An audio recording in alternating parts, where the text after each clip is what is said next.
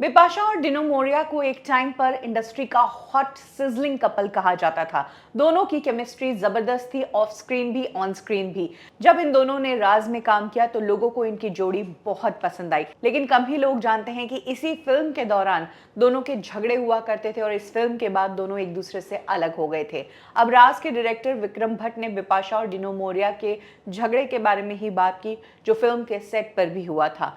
विक्रम भट्ट ने बताया कि इन दोनों का बहुत भयंकर झगड़ा चल रहा था और उस वक्त हम राज के लिए वो गाना शूट कर रहे थे, तुम अगर सामने आ भी जाया करो। ये एक रोमांटिक गाना था, लेकिन ये दोनों झगड़ा करते थे तो कैमरा पर वो रोमांस आ नहीं रहा था। कई बार सेट पर मैंने देखा कि बिपाशा रोती रहती थी और डिनो मोरिया अनहैप्पी रहते थे। ऐसे में इस मूड के साथ इस गाने को शूट करना बहुत मुश्किल हो रहा था। गाने में एक लाइन थी, अपनी शादी के दिन अब नहीं दूर है, और इस दौरान इन दोनों में प्यार नजर ही नहीं आ रहा था।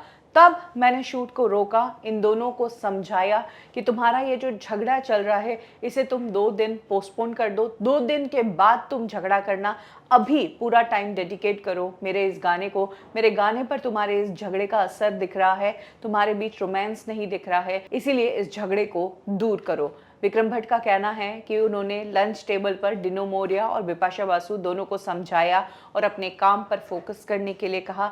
जैसे तैसे उन्होंने ये शूट निपटाई और फिल्म के रिलीज के बाद ये फिल्म तो हिट हुई, लेकिन दोनों सेपरेट हो गए। विक्रम भट्ट ने कहा कि इन दोनों के झगड़े का रीज़न क्या था वो तो उन्हें एग्जैक्टली नहीं पता, बट हाँ, सेट पर इस गाने के दौरान उनका झगड़ा सभी ने देखा था।